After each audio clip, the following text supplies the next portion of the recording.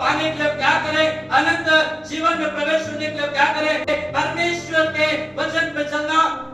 यदि हम परमेश्वर के वचन पे चलते हैं, परमेश्वर के अनुसार यदि हम अपने जीवन को बिताते हैं, आप अनंत जीवन में आप प्रवेश करोगे। ये परमेश्वर का वचन, ये बाइबल आपको अनंत जीवन की ओर लेकर जाती है। ये बाइबल, ये परमेश्वर का वचन आपको स्वर्ग की ओर लेकर जाता है। और जब हम बाइबल को पढ़ते हैं, परमेश्वर के वचन को पढ़ते हैं, ये बाइबल हमें अनंत जीवन के बारे में सिखाता है। और बाइबल कहती है अनंत जीवन में हमें प्रवेश करना है, हमें परमेश्वर के वचन पर हमें चलना है।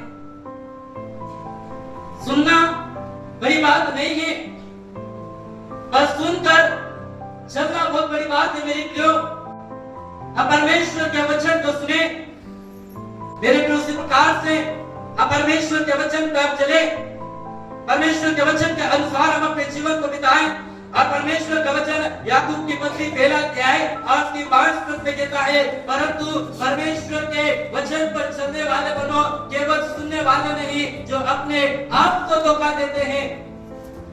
यदि हम वचन के सुनने वाले हैं, हम अपने आप को, अपने जीवन को हम धोखा दे रहे हैं, हम अपने जीवन को हम अंधकार में रखते हैं। और वचन को सुनने के बाद में हमें सुनने वाले नहीं, बल्कि वचन पर हमें चलने वाले बनना है मेरे प्रियो। और परमेश्वर का वचन यूहन्ना रचित सुसमाचार उसका 5वां अध्याय और 8वां 10-51 पद को जब पढ़ते परमेश्वर का वचन वहां पर क्या कहता है?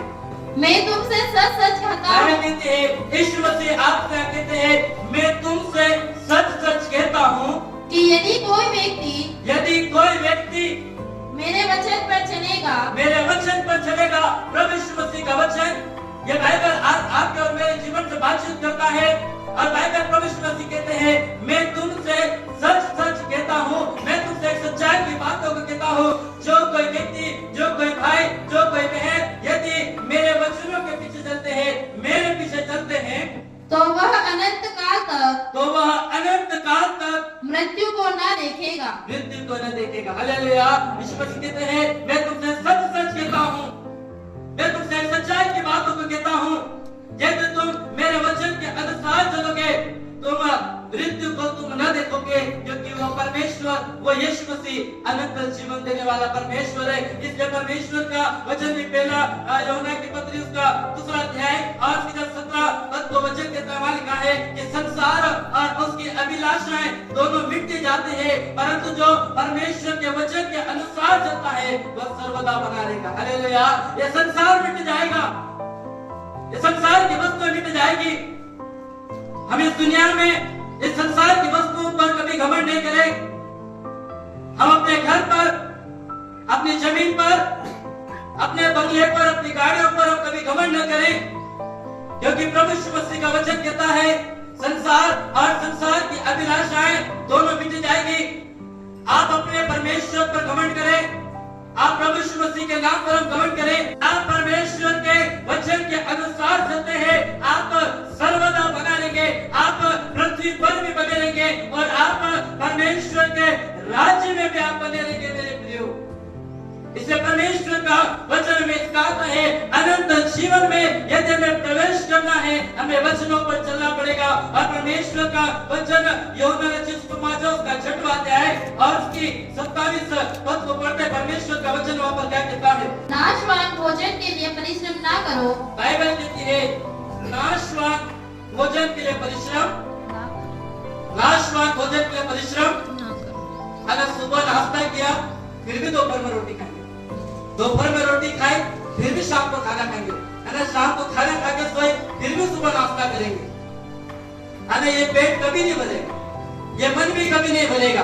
पर इसलिए परमेश्वर का वचन कहता है कि नाशवान भोजन के लिए परिश्रम न करो। अरे मैं ऐसा नहीं बोल रहा, आपने पता चला गलत सुन लिया और आप नौकरी करने के पास्टर ने बोल दिया है ना फालतू परिश्रम, है ना, परिश्रम करना है। पर बाइबल कहती है नाशवान वस्तुओं के लिए परिश्रम न करो, परंतु उस भोजन के लिए, परंतु उस भोजन के लिए। कौन सा भोजन? बाइबल कहती है उस भोजन के लिए तुम परिश्रम करो जो अनंत जीवन तक टहलता है। हालेलुया। जो अनंत जीवन तक क्या है? अनंत जीवन तक बाइबल कहती है नाशवान भोजन के लिए तुम परिश्रम न करो, पर इस भोजन के लिए तुम परिश्रम करो जो अनंत जीवन तक क्या है। ये आपका और मेरा एक भोजन है। परमेश्वर का वचन आपका और एक मेरा हमारा जीवन जीने का एक आधार है। मत्ती रचित समाचार 4 अध्याय और 4 पद में प्रभु यीशु मसीह ने कहा, मनुष्य केवल रोटी ही से नहीं परंतु परमेश्वर के वचन से जीवन जिएगा। ये परमेश्वर का वचन आपका और मेरा आत्मिक भोजन है। नहीं, मैं तो बाइबल नहीं पढ़ूंगा, मैं तो कल बाइबल पढ़ूंगा। कल भी रोटी खा लेना, आज रोटी मत खाना। ये रोटी खाएंगे तो चक्कर आ जाएगी, अरे ये नहीं खाया फिर भी चक्कर आने लग जाएगी। ये आपका और मेरा एक आत्मिक भोजन है, परमेश्वर का वचन। इसे बाइबल कहती है उस भोजन को लिए परिश्रम करो जो अनंत जीवन का है।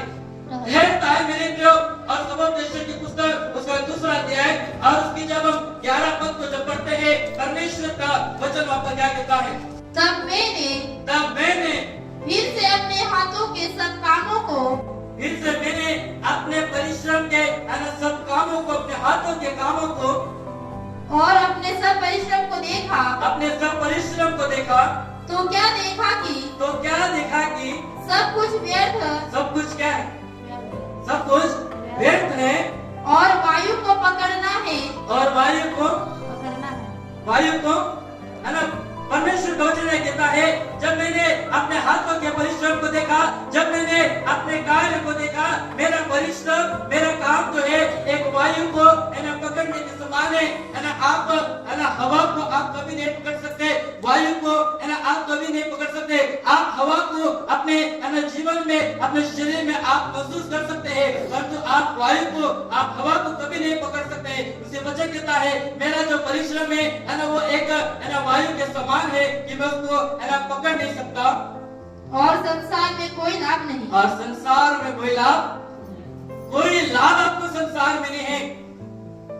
झूठ बोल के बगाया हुआ बंगला से कोई काम नहीं है।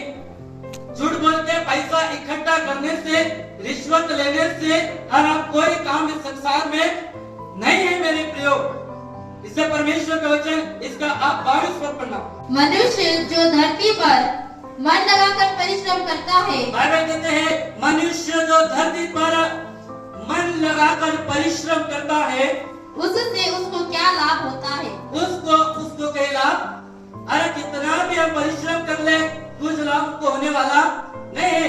जितना हम अपनी कमाई के लिए परिश्रम करते हैं, जितना हम अपने नौकरी के लिए परिश्रम करते हैं, जितना हम अपनी पढ़ाई के लिए परिश्रम करते हैं, जितना हम अपनी खेती के लिए, अपनी मजदूरी के लिए हम परिश्रम कर रहे हैं, बाइबल कहती है उससे उसको कुछ लाभ नहीं है।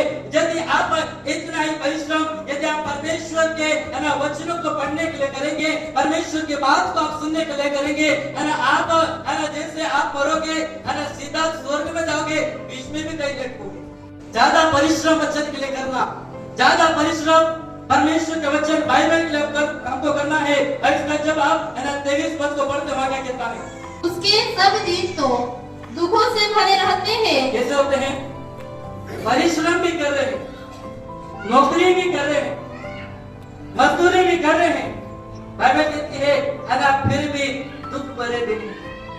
40,000 तनख्वाह वो भी नहीं पूछता, 1 लाख रुपए तनख्वाह वो भी नहीं पूछता, 1.5 लाख रुपए तनख्वाह वो भी, 10 एकड़ जमीन है वो भी नहीं पूछता। बाइबल कहती है इंसान का जो जीवन है, इंसान का जो दिन है वो दुख भरा दिन है, और उसका काम खेद के साथ होता है। रात को भी उसका मन चैन नहीं पाता, दिन में तो काम कर लेते हैं, रात में सोते विचार करते हैं, अब कल के बारे में क्या करना है, अब कल हमें कौन सा काम करना है, कल हमें अपनी नौकरी में कौन सा कार्य करना है। बाइबल कहती है रात में भी उसका मन चैन के साथ नहीं रहता। यह भी व्यर्थ ही है। ये भी क्या है? सारा सब कुछ व्यर्थ है। सुबोधेश्वर की आप पुस्तक 1 अध्याय से 12 अध्याय तक पुस्तक आप पूरा पढ़ना। सुलेमान के राजा कहता है सब व्यर्थ है। इंसान जो धरती पर परिश्रम करता है वो भी व्यर्थ है, जो कमाई कर रहा वो भी व्यर्थ है। सारा इंसान का जीवन इस संसार पर व्यर्थ है, परंतु यीशु में जब हम जीवन बिताते हैं वो व्यर्थ नहीं होता। हालेलुया। यीशु में जो हम जीवन बिताते हैं, वचनों में हम जो जीवन बिताते हैं, वो वचनों में, वो प्रभु में किया हुआ परिश्रम कभी व्यर्थ नहीं होगा। इसलिए परमेश्वर का वचन में सिखाता है कि अनंत जीवन में हमें प्रवेश करना है। अनंत जीवन में यदि हम जाना है, हमें परमेश्वर के वचनों पर हमको चलना पड़ेगा। परमेश्वर के वचन के अनुसार हमें अपने जीवन को व्यतीत करना पड़ेगा। Hallelujah, hallelujah.